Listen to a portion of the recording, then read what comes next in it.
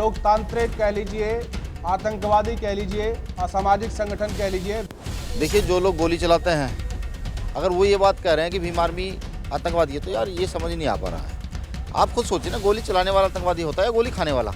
होती हुई राजनीति को जिंदा करने के लिए उसने गलत प्रयास किया है। तो जैसे रेप करने वाला अपराधी होता है, तो गोली चलाने वाला भी अपराधी होता है।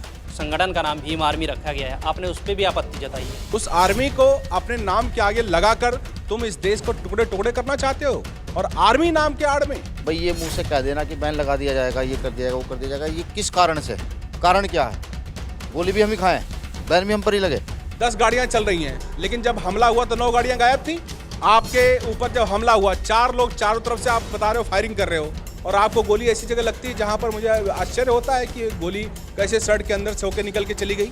ग्राफ को उठाने के लिए इससे अपने आप को नकली गोली चलवाई। सब प्री प्लान्ड हमला है। कभी भी गोली सामने से चलेगी, बिना कुर्ता फाड़े कमर में से नहीं निकलेगी। उसके कुर्ते में छेद नहीं है, कमर में खरोच का निशान है। चंद लोग हैं जो सिर्फ अपने आप को हाईलाइट करने के लिए इस प्रकार के अनर्गल बयान देते हैं। कि आप मुझे कोई अब तक कोई देश में एक कारण ऐसा बताओ जिसने भीम आर्मी ने कोई गलत काम किया, कोई एक कारण। ये जो शोषित वंचित लोग हैं, खड़े तो होंगे। एक गरीब आदमी खड़ा नहीं हो सकता नई राजनीति में। इस चीज़ का दर्द है।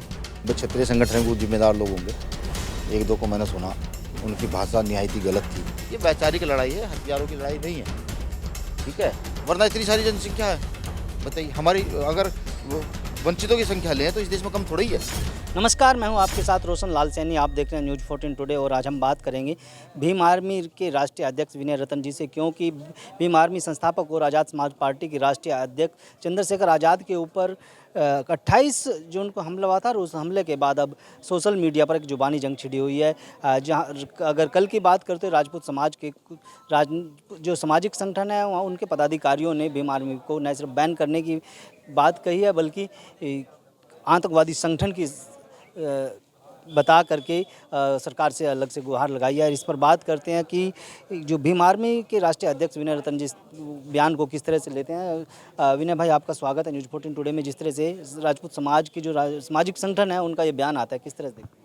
देखिए, सबसे पहले तो शुक्रिया, आप अपने चैनल के माध्यम से जो है वो शोषित वंचितों की आवाज़ को उठा रहे हैं। देखिए, कोई भी समाज पूर्ण रूप से गलत नहीं होता।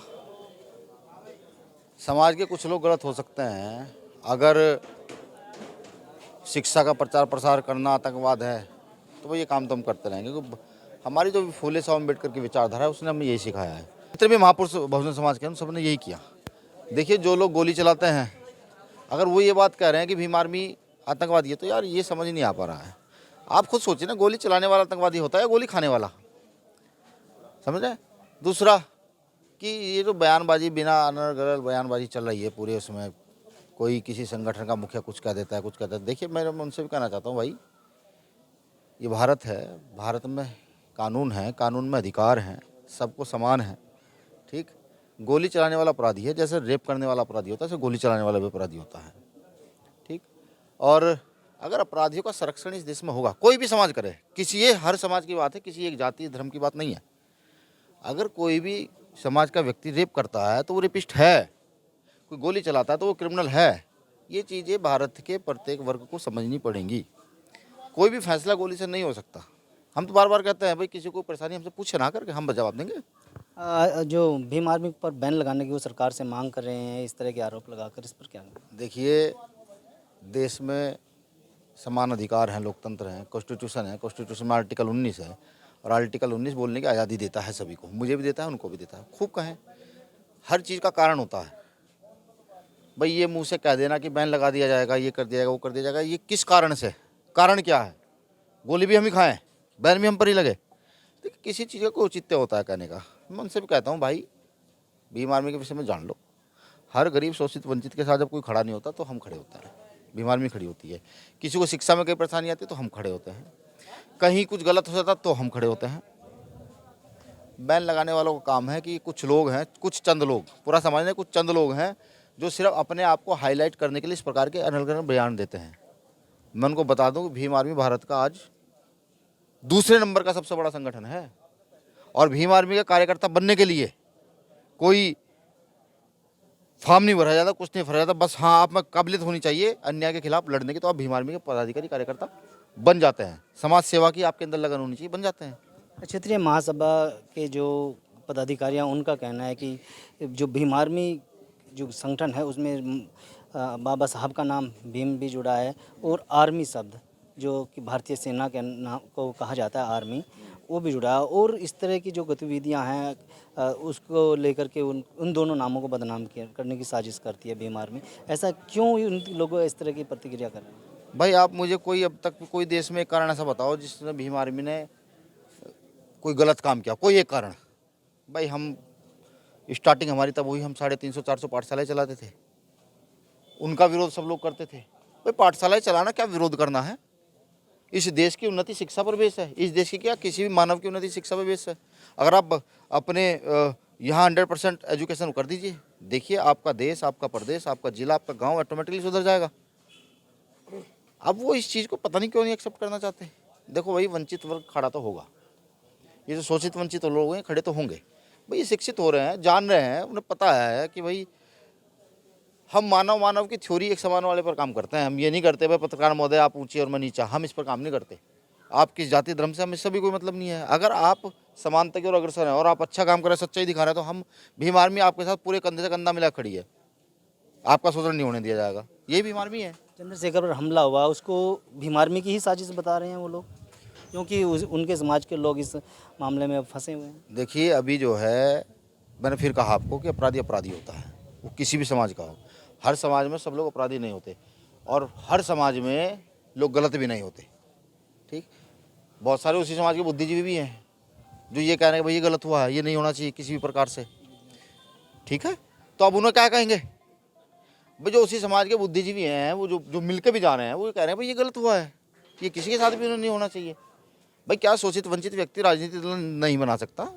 वो राजनीति नहीं कर सकता, वो सड़क पर निकल कर अच्छे कपड़े नहीं पहन सकता, एक गरीब आदमी खड़ा नहीं हो सकता नई राजनीति में?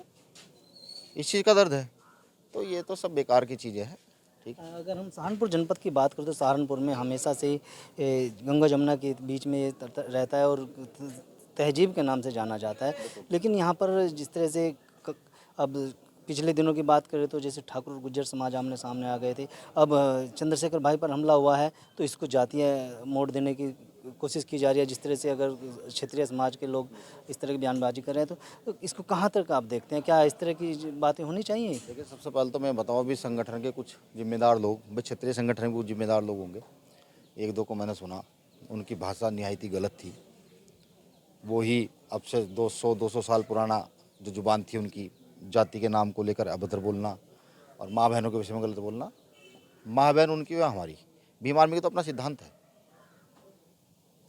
अभी पिछले साल जो है हरियाणा में घटना घटित हुई थी, एक राजपूत बहन थी, उसको न्याय नहीं मिल पा रहा था। उसने मैसेज किया मुझको, भैया ऐसी ऐसी बात है। हमने पूरी टीम लगाई, वहाँ आंदोलन किया, मुकदमा दर्ज कराया। देखिए हमारे लिए इस देश की जो भी बहन किसी भी समाज की है वो बहन की तरह है। हमसे जब भी मदद मांगी जाएगी हमारा कार्यकर्ता मदद को बिल्कुल करेगा। मैं उनसे भी कहता हूँ, माँ बहन के विषय में अभद्र भाषा का प्रयोग करना कहाँ तक उचित है यार? ये शोभा देता है? किसी भी संगठन के जिम्मेदार व्यक्ति को शोभा देता है? नहीं शोभा देता, मुझे तो नहीं लगता नहीं देता है। अगर उनको ये लगता है कि इस प्रकार की भाषा का प्रयोग करना उनको शोभा देता तो खूब दे भाई, इससे तो उनके सिद्धांत नजर आते हैं। सोशल मीडिया पर जिस तरह से अनर्गल बयानबाजी दी जाती है उसको लेकर क्या कहेंगे, चाहे वो भीम आर्मी के कार्यकर्ता हो या फिर अन्य समाज के लोग हों, कोई भी हो? हमने अपने भी सभी कार्यकर्ताओं को कहा, हमारी लड़ाई वैचारिक है, हथियारों की नहीं है, ना किसी से पर्सनल कोई हमारी दुश्मनी है। वैचारों की लड़ाई है, जो लड़ाई कभी तथागत बुद्ध ने लड़ी, जो कभी रैदास ने लड़ी, कभी नानक ने लड़ी, कभी कबीर ने लड़ी, कभी साहू ने लड़ी, कभी अम्बेडकर ने लड़ी, कभी साहब काशीराम ने लड़ी, कभी पेरियार ने लड़ी, जगदेव प्रसाद कुशवाहा की लाइन देखिए पीछे आप लिखे हुए देख रहे हैं। इन्होंने इन सब ने जो लड़ाई लड़ी है, हम उस लड़ाई को सिर्फ आगे बढ़ा रहे हैं। ये वैचारिक लड़ाई है, हथियारों की लड़ाई नहीं है। ठीक है, वरना इतनी सारी जनसंख्या है, बताइए हमारी अगर वंचितों की संख्या लें तो इस देश में कम थोड़ा ही है। चंद्रशेखर के जो हमले के आरोपी थे उनको गिरफ्तार कर लिया गया है, कितने संतुष्ट हैं आप? देखिए हम जानना चाहते हैं कि उसके पीछे की कहानी क्या है, क्योंकि वो भी इतनी उम्र के बच्चे नहीं हैं, उनका बैकग्राउंड हमने भी देखा है, गरीब परिवार हैं उनके भी। भाई वो बिना किसी दूसरी शख्सियत के इस काम को कर ही नहीं सकते। चंद्रशेखर पर हमला और उनके खुद के जिले में हमला, उस व्यक्ति पर हमला जो विश्व में 100 उभरते सितारों में अकेला भारतीय चुना गया, उस व्यक्ति पर हमला कि जो एक गरीबी से उठ करके यहाँ की राजनीति में खड़ा हो गया, जिसका नाम न्याय के लिए जाना जाता है। तो ये किसी जो है ना छोटे भैया का काम तो है नहीं। आज पुलिस के पूछताछ में खुलासा भी हुआ है जिसमें एक युवती का उनके साथ उस घटना के वक्त होना पाया गया है। देखिए कल मैं एसएसपी साहब से मिलने गया था, मैंने पूछा उनसे भाई ये इनपुट इधर उधर से मिल रहे हैं, तो उन्होंने मुझे कहा देखिए भाई हम कर रहे हैं जाँच, अभी तक भी जो भी कुछ जाँच में होगा वो स्पष्ट तौर पर आपको बताया जाएगा। अब ये पुलिस का खुलासा हुआ है नहीं हुआ ये मुझे जानकारी नहीं है। मुझे हालांकि एसएसपी साहब ने ऐसी किसी बात से ही किया है भाई जब तक मैं पूरी जाँच ना करूँ तो मैं आपको कुछ बता नहीं पाऊँगा। बिल्कुल, देखिए ये थे हमारे साथ भीम आर्मी के राष्ट्रीय अध्यक्ष विनय रतन जी, जिन्होंने न्यूज़ 14 टुडे से बातचीत में साफ तौर पर बताया है कि चंद्रशेखर आज़ाद पर जो हमला हुआ है कहीं ना कहीं वो एक राजनीतिक षड्यंत्र है, और इन्होंने अपने कार्यकर्ताओं और पदाधिकारियों को भी सख्त हिदायत दिया कि वो सोशल मीडिया पर किसी की भी तरह की गलत या अनर्गल बयानबाजी ना करें। अगर आप ये खबर फेसबुक पर देख रहे हैं तो वीडियो को लाइक करके पेज को फॉलो करें। इसके अलावा अगर आप इस खबर से यूट्यूब के जरिए जुड़े हैं तो चैनल को सब्सक्राइब करके बेल आइकन दबाना बिल्कुल ना भूलें। नमस्कार।